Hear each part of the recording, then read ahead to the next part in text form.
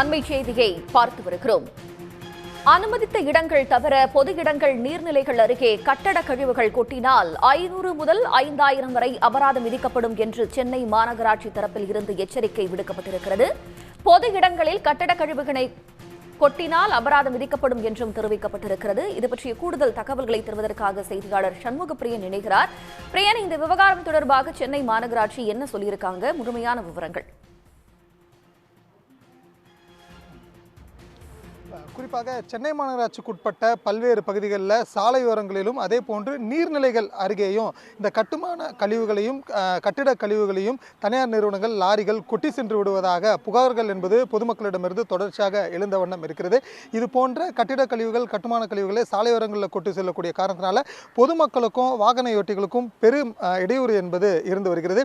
இதன் அடிப்படையில் தான் முதல் கட்டமாக சென்னை மாநகராட்சிக்குட்பட்ட பகுதிகளில் பொது இடங்களில் கொட்டப்பட்டிருக்கும் நீண்ட காலமாக தேங்கி இருக்கக்கூடிய கட்டிட கழிவுகளை உடனடியாக அகற்றிடும் நோக்கத்தில் இந்த மாஸ் கிளீனிங் என சொல்லக்கூடிய தீவிர தூய்மை பணியை சென்னை மாநகராட்சி நிர்வாகம் தொடர்ச்சியாக மேற்கொண்டு வருகிறது.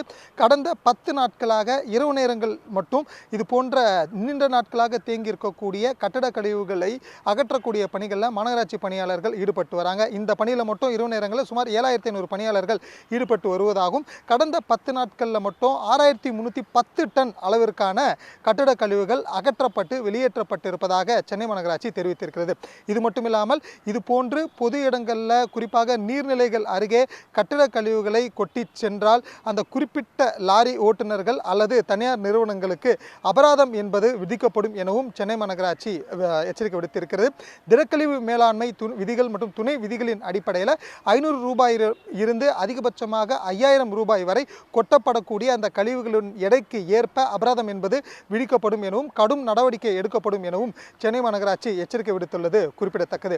மேலும் நீர்நிலைகளில் இது போன்ற கட்டிட கழிவுகளை கொட்டும் போது மழைக்காலங்களில் மழைநீர் வெளியேறுவதில் சிக்கல் என்பது ஏற்பட்டுவிடும். சாலையோரங்களில் இது போன்ற கட்டிட கழிவை கொட்டும் போது சாலையில் பரவி அது வாகன ஓட்டிகளுக்கு இடையூறாக இருக்கக்கூடும் என்பது மட்டுமின்றி சாலையோரங்களில் இருக்கக்கூடிய மழைநீர் வடிகாலில் தண்ணீர் வெளியேறாமல் இந்த கழிவுகள் கொண்டு அடைப்பு ஏற்பட்டு விடுவதும், அது மட்டும் இல்லாமல் மழைக்காலங்களில் இது போன்ற அடைப்பு ஏற்பட்டு விட்டால் அது மழை தண்ணீர் வெளியேறாமல் குடியிருப்பு பகுதிகளுக்குள்ளேயும் சாலைகளிலேயும் தேங்கிவிடக் விடுவது போன்ற பல்வேறு சிரமங்கள் என்பது இருந்து வருகிறது. இது போன்ற பிரச்சனைகளை தவிர்க்கக்கூடிய நோக்கத்தில் தான் இந்த சாலையோரங்களில் நீண்ட காலமாக இருக்கக்கூடிய கட்டிட கழிவுகள் மற்ற கழிவுகள் போன்றவற்றையும் நீர்நிலைகள் அருகே கொட்டி செல்லப்பட்ட நீண்ட காலமாக இருக்கக்கூடிய தேங்கி கிடக்கக்கூடிய கட்டிட கழிவுகளையும் உடனடியாக அகற்றிட வேண்டும் என்ற அடிப்படையில் மாஸ் கிளீனிங் பணிகள் என்பது மேற்கொள்ளப்பட்டு வருகிறது. மேலும் இது போன்று கட்டிட கழிவுகளை கொட்டுவதற்காக சென்னையில் இருக்கக்கூடிய 15 மண்டலங்களிலும் அதற்கான இடங்கள் என்பது ஒதுக்கப்பட்டிருக்கிறது. இது போன்று ஒதுக்கப்பட்ட இடங்கள் தவிர்த்து மற்ற பொது இடங்கள் நீர்நிலைகள் அருகேயோ சாலையோரங்களிலேயோ தனியார் நிறுவனங்கள் அல்லது லாரிகள் கொண்டு இந்த கட்டிட கழிவுகளை கொட்டி சென்றால் 500 ரூபாயிலிருந்து அதிகபட்சமாக 5000 ரூபாய் வரையிலும் அபராதம் விதிக்கப்பட்டு இதர நடவடிக்கைகளும் எடுக்கப்படும் எனவும் சென்னை மாநகராட்சி எச்சரிக்கை விடுத்திருக்கிறது. தங்களுடைய விவரங்களுக்கு நன்றி பிரியன். சன் நியூஸ் வாட்ஸ்அப் சேனலை ஃபாலோ செய்யுங்கள்.